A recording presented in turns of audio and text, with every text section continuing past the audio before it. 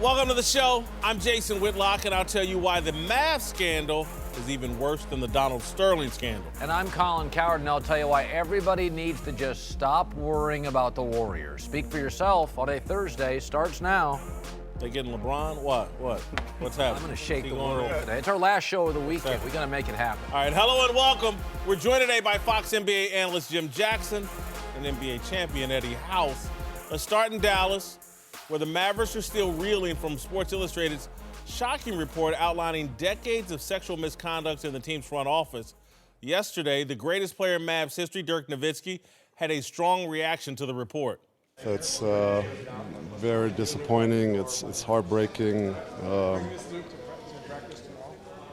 I'm glad it's all coming out. I was disgusted when I read the article. Obviously, as everybody was. I was shocked about some of the stuff, and so just really disappointed that our franchise, that my franchise, that stuff like that was going on. The Mavericks will abide by whatever recommendations are made. I can tell you that when it comes to anything involving the Mavericks, Mark Cuban is a strong believer in extreme ownership, extreme accountability, and he is highly motivated to get this resolved in an expeditious but thorough fashion, and no steps will be skipped here with this. All right, Cowherd, the Mavericks are conducting an internal investigation, which the NBA says they will monitor. But does Adam Silver and the NBA need to have their own investigation? Yeah, I think it runs a decade long. I think Mark Cuban's a distracted owner. I think it would send a league-wide message. Listen, the NFL went out with Deflategate and Ezekiel Elliott, and they have created investigations. And those are Cowboys, Tom Brady, Patriots. I think it sends a league-wide message. The world's changed. The Mavericks are losing, Jason. Stories come out during losing streaks. What if there's multiple winning teams and you have ugly cultures of harassment? I think you send a league-wide message. And you make it very clear it can't be tolerated, and we're going all in on this. Yeah, I think they set a standard that they're going to try to avoid, but they need to live up to with the way they handled the Donald Sterling situation. And so how can you, once you've set that standard and precedent, how can you avoid it here?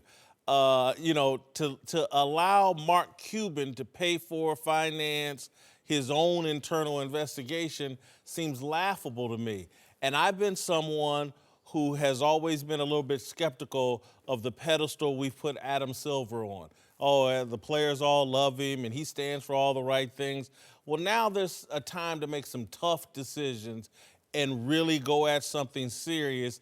And let's see if he can meet Roger Goodell's standard, because everybody in the media loves to beat up Roger Goodell. He can do no wrong. He can do no right. Well, let's see what Adam Silver does here. I certainly think they need their own investigation and not look the other way on this situation. It's great that, this extreme ownership that Rick Carlisle's talking about. Really? The guy's claiming he didn't know what was going on. And again, I'll say it again, a women's running club in Dallas knew about the CEO and the president, but Mark Cuban didn't. This sounds like something. Mark Cuban doesn't deserve to have oversight of this situation. This is why I say that, for me, the NBA has to do something. And I got a quote that I wanted to pull up that kind of signifies to me what I'm talking about. And what I want to really look at is the bottom part of this, is that when he talked about what he missed, that he also talked about, I didn't do anything. This person can go out there and do damage on another woman at another time, okay? Or do I say, can I get him counseling, okay? So when he's talking about the firing of Earl Snead, he did his research back then. He did his time back then, and he still came up with this decision to keep him on staff. That's what bothers me. So when you say now that, I messed up and I overlooked, I didn't look at the police. No, because you spent time right there to analyze and conceptualize, okay, here's a man, let me see if I can give him a chance if he goes out and does this other stuff. That's what bothers me. So as it moves forward to what happened when the allegations finally came out, it's hard for you to retract and say you didn't know.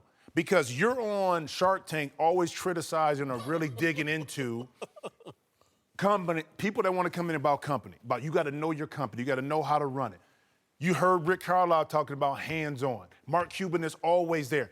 Nothing gets by him. So you can't say you didn't know. I'm going to go back to that quote right there. The NBA does need to do an investigation because he spent time on this right here and he let it slide. Yeah, we know he lying. First off, he knew everything about it. And that quote was perfect, a perfect example of why the NBA needs to do its own investigation. He was able to do it, see that somebody was in trouble, send them back into the workforce, but then at the same time say, yeah, I don't want him to go somewhere else, but I want him to come back in my business and do the same and have a same opportunity to do the same thing, which that doesn't make sense to me at all. It's just the league, it's not as harsh as the Donald Sterling. I wouldn't go that far because this is something that that's what Mark Cuban did, was turn a blind eye to Earl Snead. But it wasn't his actual act, like it was Donald Sterling's actual act, his voice that they heard on the phone. But he allowed stuff to go on. That's my issue, is that he allowed Earl Snead to still be there despite what HR put together. Then you go fire Buddy Pittman, who was head of HR. You go fire him after you gave him the okay to keep him. Yeah, that's the blind eye I'm talking about that he turned it. But at the same, go ahead. It's one of these things. I never let a smart person get conveniently dumb. I didn't know this was happening. So Mark Cuban's detail-oriented. Now he's conveniently sloppy. Well, I didn't give it thorough. I only had lunch with the president. No. You're hands-on guy. Exactly. You can't get conveniently inattentive. You're a pay attention to everything guy. Listen, his excuse doesn't fly. If I'm Adam Silver, if I'm the other NBA owners, if I'm the media that allegedly is hyper-vigilant about these situations, but that hyper-vigilance seems to be disappearing when it's Mark Cuban, the standard, he can't just say, the fact that he said, I didn't know anything about it, that right there is the number one reason you need to investigate. Is the guy really this incompetent? And again, his excuse that he's throwing up that I didn't know, that's the number one reason why I would be out there investigating. Snead, the reporter, who had multiple domestic abuse allegations. Right. It appears that Cuban allowed him to come back knowing we just can't have him in the same room with women. Right. Yeah, now that's crazy. I mean, I'm sorry, but like that, in what decade of my life has that been appropriate? And the NBA definitely does need to do an investigation because I think this is the tip of the iceberg. I think it goes so deep, so much deeper than just these little incidences right here and what we know about ussery. I think that it's very important that they get to the bottom of this, and it does. Dallas Mavericks don't need to be involved. The NBA needs to involve some form of independent investigation. You can't have 20 years of this stuff going on and it just be one or two people involved. I agree. All right, well, some people are drawing parallels between the Mavs and the Donald Sterling scandal. Back then, Cuban was a vocal opponent of the idea of forcing Sterling to sell the team, saying, quote, what Donald said was wrong. It was abhorrent. There's no place for racism in the NBA, any business I'm associated with, and I don't want to be associated with people who have that position. But at the same time, that's a decision I make. I think you got to be very, very careful when you start making blanket statements about what people say and think as opposed to what they do. It's a very, very slippery slope. Whitlock, should Mark Cuban suffer the same fate as Sterling, have to sell his team? And this is where Eddie and I disagree. I think this situation here is worse than the Donald Sterling situation. Donald Sterling is a blithering idiot, filled with bigoted views. Those were expressed in private with his mistress or whatever. In terms of empowering Doc Rivers, empowering Elgin Baylor, paying a team of mostly African-American players, you could put together an argument that Sterling's views, his private views, weren't impacting his actual workplace. When I look at this Mark Cuban situation, and particularly the Earl Snead situation, how is this not analogous to what we fry college coaches for? You got some five-star recruit, and you look the other way because winning was more important, and so you overlooked his sexual assault or domestic violence issues and kept him around. Mark Cuban did exactly that as it relates to Earl Snead, signs a contract or has Snead, his organization has Snead sign a contract that I won't have interactions with women one-on-one. If a college coach had a contract with a player, you will have no contact with females on this campus, the media's head would explode and would be calling for this man to be eviscerated from the planet. So how can we not hold Cuban to that standard? I think, first of all, GMs, coaches, players, refs make mistakes, and so do commissioners. David Stern once introduced a new ball and didn't tell the players.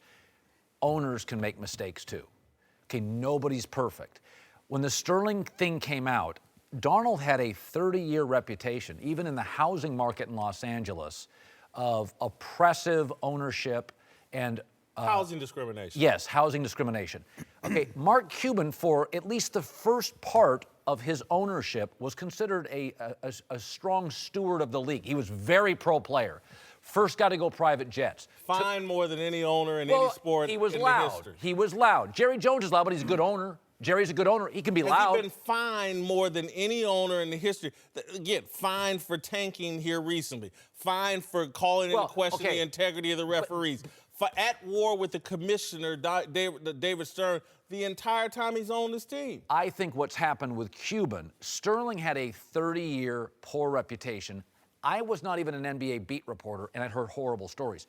Cuban, I think after his title, became an incredibly distracted owner and has become now a bad owner. But I don't feel it's systematic 30 years. I think it's Shark Tank, 30 new businesses, not paying attention. 20 years of Terdima Ursula. But here's my thing. I don't care. Think about it from the victim's perspective. It doesn't matter if it's 20 years, 1 year, 5 months, 2 days. It should have been taken care of. So even though Sterling built up this track record of over 20 years, 30 years, whatever, and I knew it when I was in the league about Sterling and what you heard about his racism. Mark Cuban had a chance back then to quell this and stop it, but he allowed it to go on. Now, my thing is, once they do a thorough investigation, we get all the facts on everything, then let's determine what the penalty is as far as, does Mark have to sell the team? Let's not make a judgment right now based off what little we know. You want due process. I want due process and get all the information so that way now we can really evaluate, or the NBA or independent investigator can really evaluate what the penalty should be. Don't jump to conclusions because it doesn't look good right now. But I still don't think you can dismiss because Sterling had 30 and Mark might have had 7 or 8. It's still bad optics because he had a chance at the time to kind of push Earl Snead out the way, but he allowed him to stay. And that's the mistake I think Colin was talking about.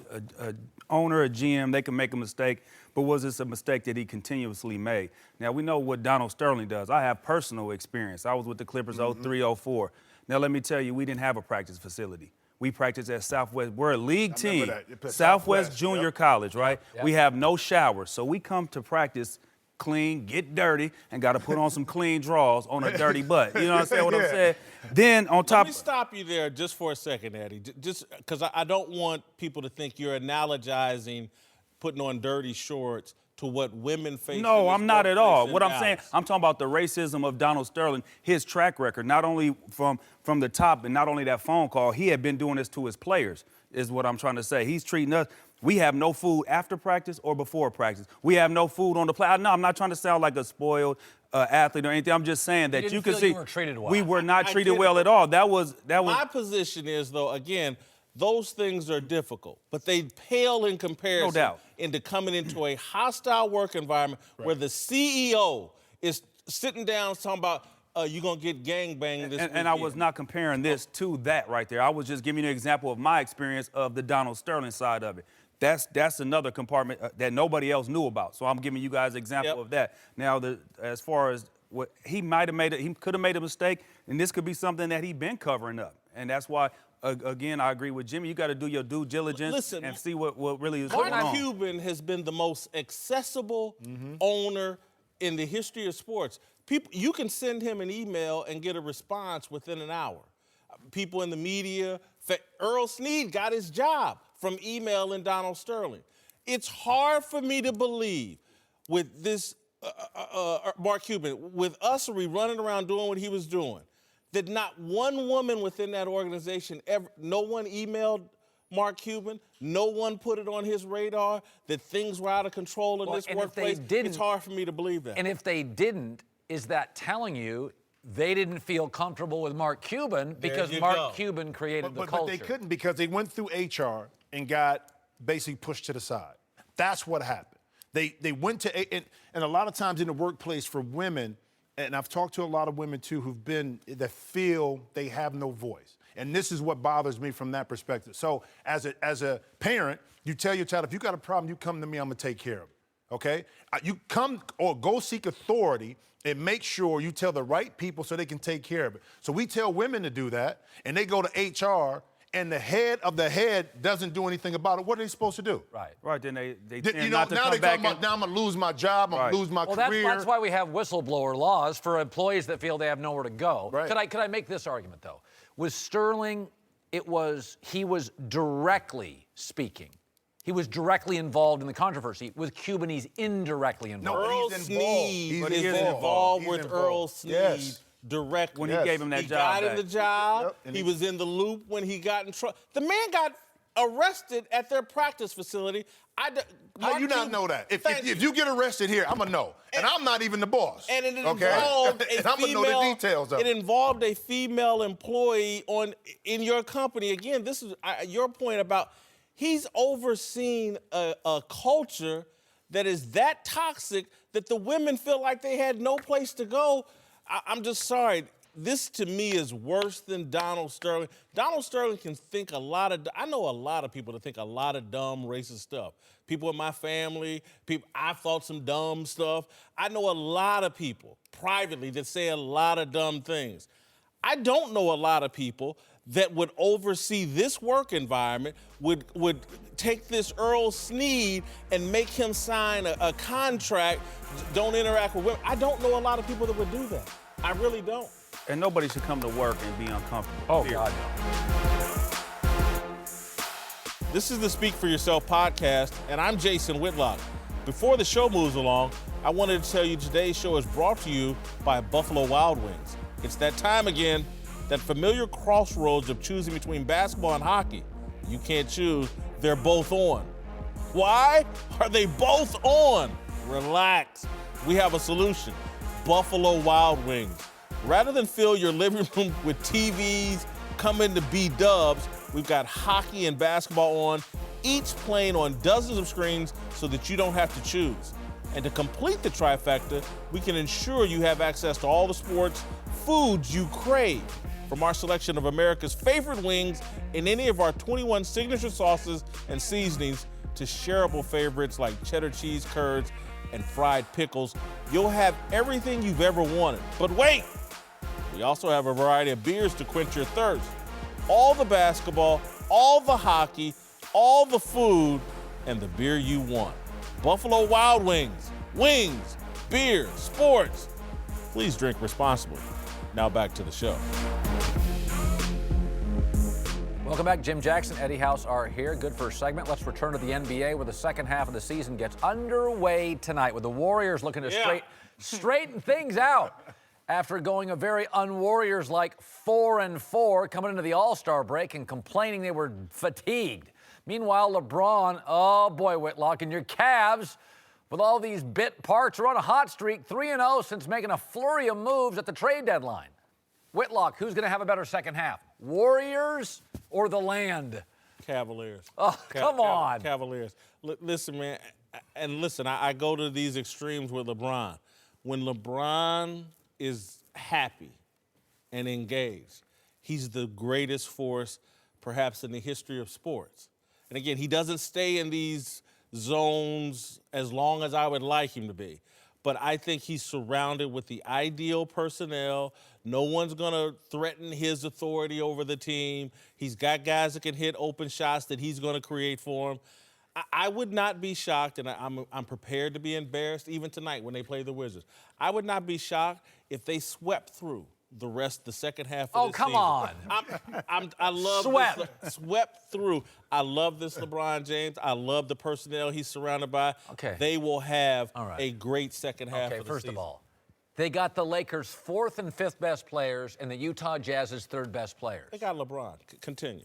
Okay, let's just temper it. These are spare tires from a flat tire. You're happy to be getting down the road. Here's the other thing. Golden State under Steve Kerr, this is the third straight year, or fourth straight year. Yeah. They've had this best second half record. They tighten the screws. This is what they do. Steve tends to be a little ethereal. He talks about politics. He lets his guys coach. And then Steve, because he's been on a great team. He was with MJ, the Rock Tour. He tightens it up. Then about March, April, they're ready to roll. Golden State's going to be a force the next 30 games. Eddie, I think I want to shift the question. Maybe instead of who will have a better second half, who is it more important to? That's funny. I got that written. See, that's what I'm saying. See, that's why we played together. We played well. Oh, yeah. That's why we fed off each other. You see, I got you. Get to the wing over there. I could have never seen that. That was way out. But here's the thing. It's more important for the Cavaliers to figure out an identity of who they're going to be. Okay, going through the Eastern Conference. Okay, and also identifying which role it's going to be going into the playoffs, because this year the Wizards, you just don't know where they're at. Milwaukee can be a threat because they're long, they're athletic, and they can guard. Toronto they still have something to prove. So I think it's very important that we look at the Cavaliers.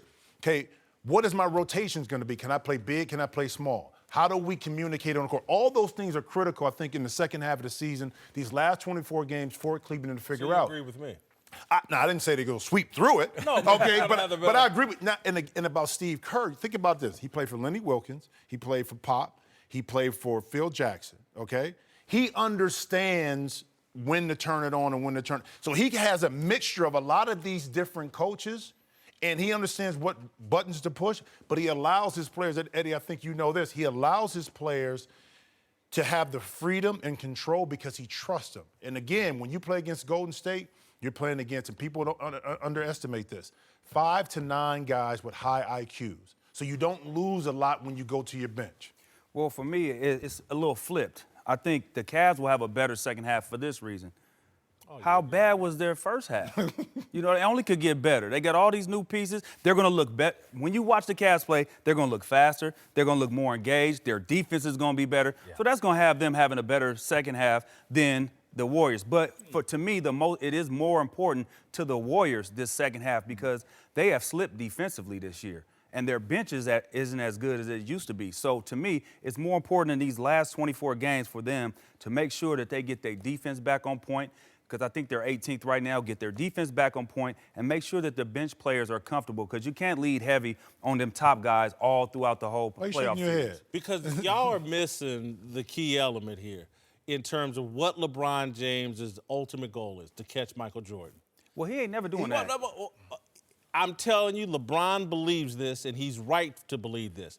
If he beats this Golden State team, he's got a hell of a case for it. Taking out the 73-win Golden State Warriors when everybody gave up on him and he became that monster after getting down, and I told everybody, don't poke the bear, and the next thing you know, LeBron took him out.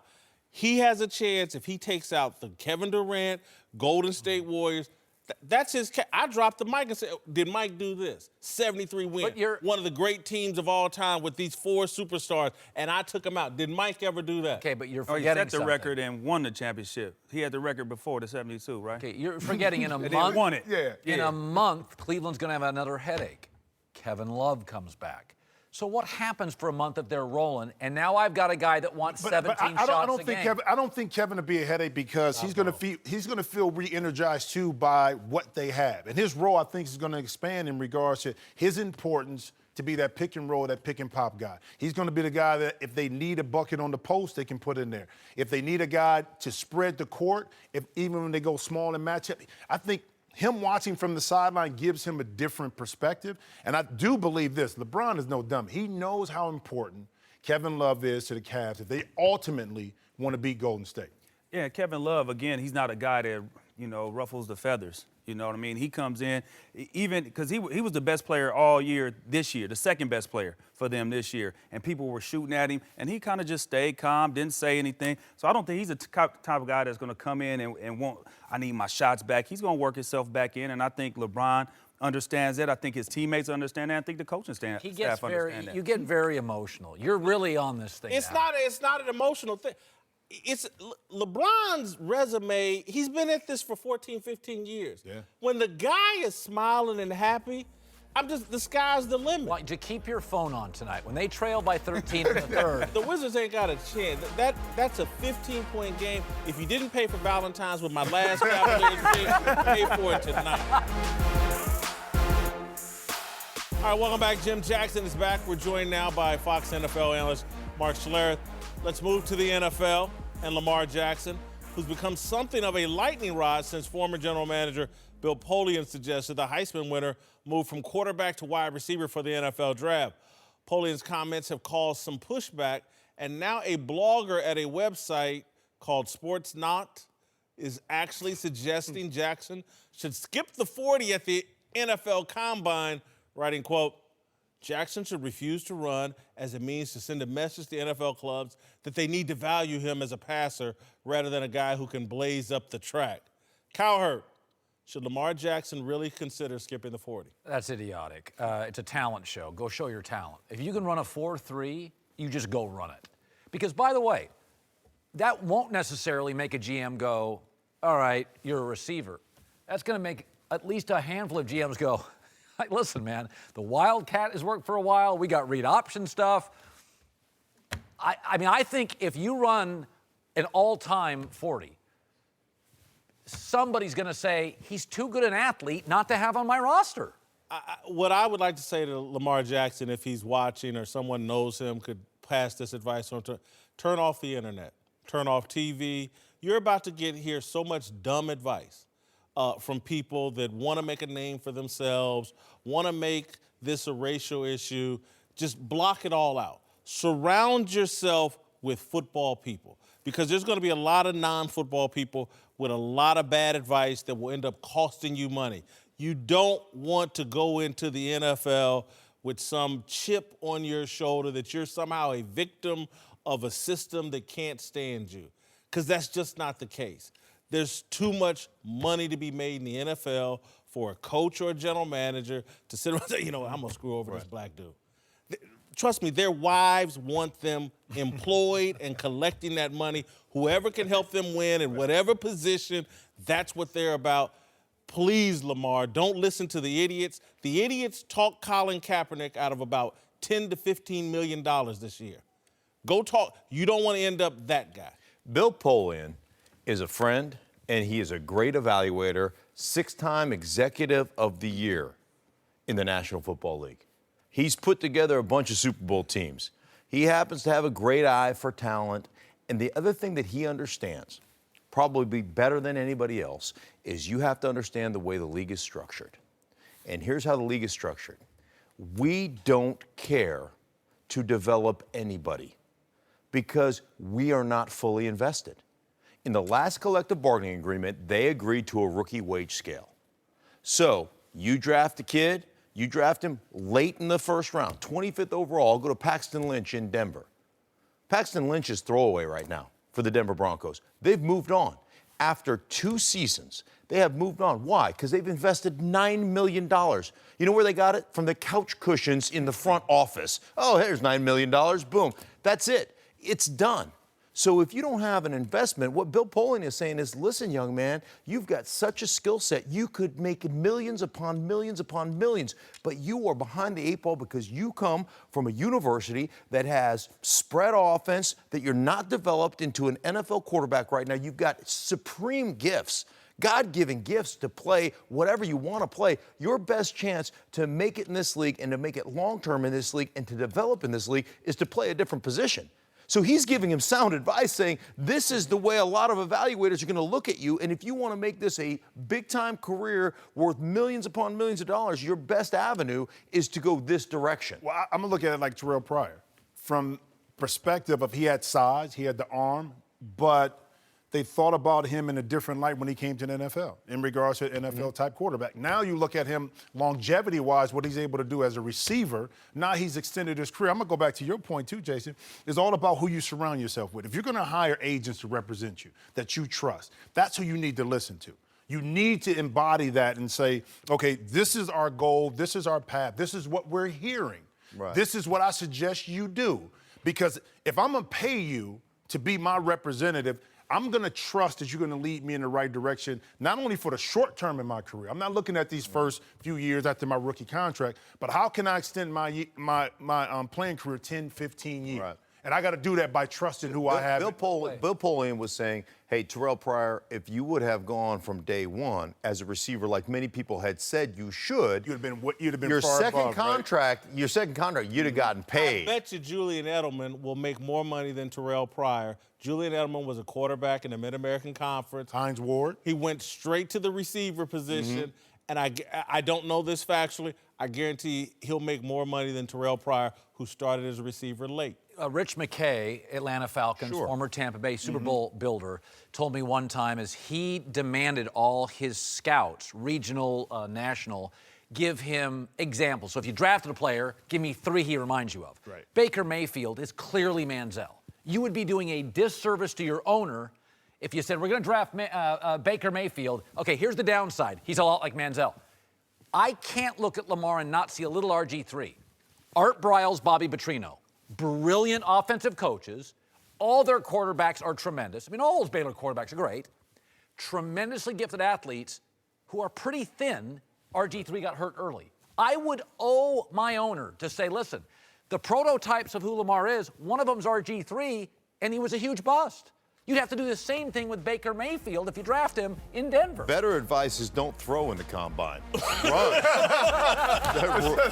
Run your butt off at the combine, but just don't throw it. And look, a lot of quarterbacks have done that. Yeah, sure. All right, to Philadelphia, where the Eagles are fresh off their first Super Bowl, thanks in large part to Nick Foles, who shocked the Patriots and the rest of football. But despite Foles' MVP-winning performance, Coach Doug Peterson says the Eagles still would have won it all without him. Listen, Carson Wentz was the MVP talk, of the league last year. And I truly believe if he's healthy, and I still feel strongly that we're probably in the Super Bowl and win the Super Bowl with Carson Wentz, and he's the MVP. I mean, I just think that's just the way he played last year. Love Doug Peterson's honesty. Whitlock, you bothered by it? Look, the question is, should Nick Foles be bothered by it? And I would say no. What he should be is appreciative of the transparency. And because Doug Peterson said, we could have done this without Nick Foles. Right. And he's diminishing what Nick Foles accomplished, in my mind. Is he diminishing it or just being honest? Well, he's diminishing it and being honest. And he's also saying, I'm the play caller. Colin Cowherd could have been our quarterback, and we still would have won the Super Bowl, and Cowherd would have been MVP. But if I'm Foles, I hear that and say, that's why I need to get the hell up out of here and go play for some place that wants me as their starting quarterback and get this money. You have been so pro Nick Foles. He's going to be out of the league in a year. That's why he should get his money now. Boom. So I'm Arizona. I go after him, and he wants to be a pastor within a year or two. He's not a long-term solution to anything. Again, he's a lot better than Blake Bortles and what Denver had, and some teams will take a flyer on him and pay him $15 million for a couple years. And I think Nick Foles is pretty good and can do it again in the right situation. Oh, a Super Bowl? He just did it, Cowherd. He jumped on an elevator going to the 10th floor on number 9, came out on the 10th floor, saw the view, and you're giving him credit that he got on in the lobby. I look at what Doug Peterson said, and I agree with him. I think Carson Wentz was amazing. He was the MVP all of the the way, league. all the way through. 33 touchdowns, I believe, 7 interceptions before he got injured. Should Foles be bothered? No, I don't think Foles should be bothered. I think it was honest. Now, listen, if you want to try to get out of there, I understand you got to maximize your value when you have that opportunity to maximize your value. I look at that situation, if I'm the Philadelphia Eagles, and say, man, we have no idea what Carson Wentz is going to be coming off an ACL. This is an insurance policy, and the only way that we're going to get rid of Nick Foles is if we get a king's ransom for Nick Foles. So, Nick Foles, you better just be really happy. You're in a good spot. And, you better, to me, he's in a great spot. And, if you could get traded, that'd be great. But I just don't know that that's going to happen. Hey, Colin, have you ever got stuck on the elevator? Yes. You had to ring the emergency bell? Right. Okay, so your analogy here is, okay, he's on the 9th floor, could have went down, too, could have got stuck. But he was able to play well enough to win the Super Bowl. Everybody get put in that situation, and Mark, you know this, could be in that situation and not perform. For me, the thing I love about Nick Foles is his personality. This guy's been through so much. Okay, so what? Doug Peterson said that. I've been through much worse than this. I was almost out the league. So what? I was able to win the Super Bowl and do what I did best. I don't think this bothers this young man because he has something bigger in mind that he wants to accomplish and do. I think he's very appreciative of the opportunity he's got there, so I don't think it bothers him. For that. Look, his name is in the record books. No matter what happens after this, you can always look back. One thing, he could have put that position and pooped in his helmet, right? Exactly. I mean, a lot of guys would. I've been on this show for 2 years. There wasn't a day that I ever felt that you cared about Nick Foles. You could be his agent. Like he won the Super Bowl, you've gone crazy. As he's earned it, Colin. He's Foles gold. It's like when Kurt Warner showed up in St. Louis. You think he's Kurt Warner? I'm just saying. Kurt Warner was bagging groceries and wasn't even a father. He's you remember when Dick Vermeil starts crying and goes, "We're going to rally around Kurt Warner and we're going to be great." And we're all like sitting there going, "Oh, that's hilarious." Yeah, you are. I never heard of Kurt Warner. He's a Hall of Fame. Warner is a Hall of Fame talent. Welcome back, Jim Jackson, Eddie House, and all sorts of stories. Let's move to San Antonio, where reportedly Kawhi Leonard, he's hurt, has been cleared to return from the quad injury that's kept him out most of the year, but has elected to remain off the active roster. The handling of the injury has caused some tension between Kawhi and the Spurs, and now Greg Popovich says his best player might not play again this year. Well, we only have X number of games left in the season, and he's still not ready to go. And, if by some chance he is, it's going to be pretty late into the season, and it's going to be a tough decision, how late you bring somebody back. So that's why I'm just trying to be honest and logical. I'll be surprised if he gets back this year. All right, Jason, who looks worse, Kawhi or Pop? I'm not sure. I don't want to say anybody looks bad here. I just think a couple weeks ago, Mike Tyson, a longtime NFL coach, started talking about it's harder to coach now. And that's what I think is happening here. Greg Popovich, for a long time, had David Robinson, Tim Duncan, Manu Ginobili, Tony Parker, guys that he could crack the whip and they would respond.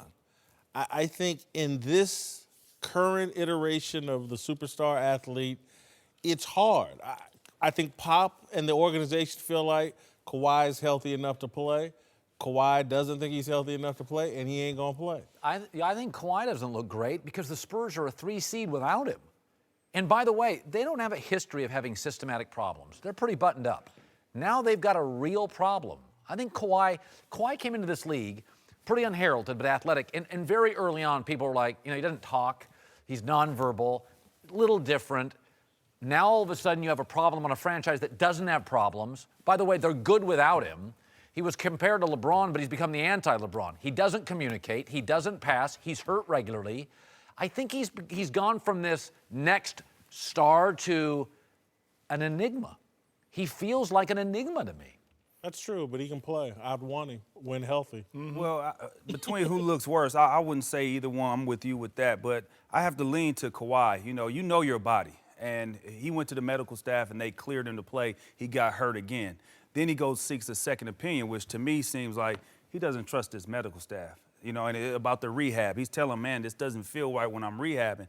You have to listen to your body. You know this, Jim. Yeah. You must listen to your body. No matter what the training staff tell you, you know when you're ready. So I have to lean towards more listening to what Kawhi is saying because he's up next year. He's paid $19 million this year, and he'll be up next year. He's at the end of his contract. You don't want to come back and have something that you re-aggravate or re-tear or keep tearing up, and next thing you know, you got two more years in the league. You're Grant Hill, and you had all this potential. You look like you were about to be a superstar, but you can't get off the sideline because you're injured. And that's why I wanted you to say that, because you're talking about Kawhi not trusting the medical staff. Kawhi going to get a second opinion. Listen, my third year, I was averaging 26 points a game, tore my ankle up, okay, in New Jersey, 51 games ago. Coach Dick Motta wanted me to come back so that my scoring average would qualify that year. But I knew I wasn't ready. I couldn't even jump off. I couldn't even put pressure on my ankle. But he wanted me to come back. They were trying to rush me a little bit more. Our staff was. Now, again, we didn't have the technology and the rehab back in 95, 96 like they do now. But I understand why a player is going to sit back, especially when he came back once and said, okay, you already cleared me to play once. And I went out here and got hurt again. Right. Now I'm going to jeopardize that. I can't do it. So, but yeah, Pop hasn't dealt with this before. But you know what? Sometimes you have an anomaly that comes along that's a little bit different. You got to adjust to it too. Kawhi has to take care of what he needs to take care of. If he doesn't feel healthy physically, but more importantly mentally, then don't do it because you're going to jeopardize, again, forget the short term. You're going to jeopardize what's going to happen with you moving forward. Do you think it's physical or mental? Because people do. Both. I think it's both. I think it could be both, but I think for the most part it has to be physical because you could get over. You know how fast you could get over that mental hump. You know, by playing. Get out there and play. Drills, do some things in practice. But the way it seems like they're making Kawhi seem like he's like pretty much quitting on the team. But remember, this was the same guy that everybody was saying, high character. That's right. Great integrity. And the thing is, we don't know much about him because he has the same face no matter what. If he's happy, sad, mad, or don't understand, he has the same exact face. And to me, some people might want him to come out and make a statement, but for what? I don't think he has to come out and say anything. I think what he has to do is take care of his body, make sure he gets right, and think about his future. And if it's in San Antonio, then good. And if not, then but I think he has to figure out how to control the narrative in some aspect because it is his career, because he hasn't been as vocal, because we can't read Kawhi. That allows San Antonio to control everything.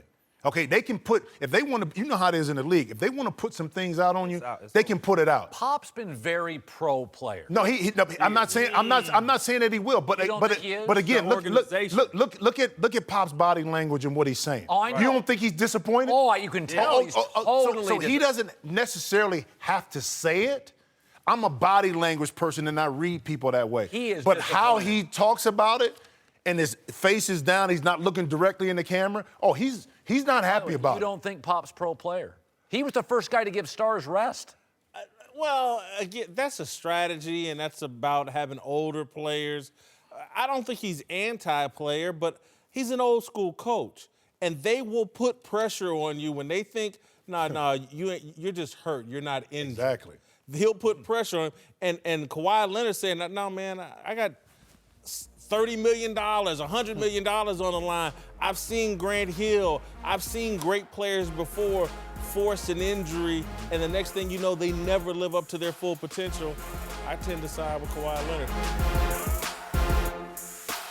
All right, welcome back. Time for last call.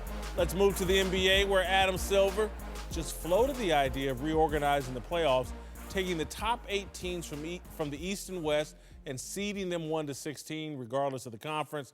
Now LeBron James has weighed in on the idea, and it doesn't sound like he's a fan. It's cool to mess around with an all-star game. You know, we proved that you could do that, but let's not get too crazy about the playoffs. You know, when you have Eastern Conference, you have Western Conference, and you know, you have Eastern Conference champions. You have guys that win the championship from the Eastern Conference who wins the big dance, and then sometimes you have them from the West as well. All right, Cowherd, your thoughts? Silver. Totally agree. It's a panic move. First of all, you know the problem with the NBA? Golden State's maybe the best team ever, and LeBron's maybe the best player ever, and they're sweeping too many teams. That's not going to change. The bottom line is the last 3 finals have had record numbers. I'm watching all these playoff series. You know what's great about the NBA? What? LeBron's going to sweep the second half of the season. That's what's great.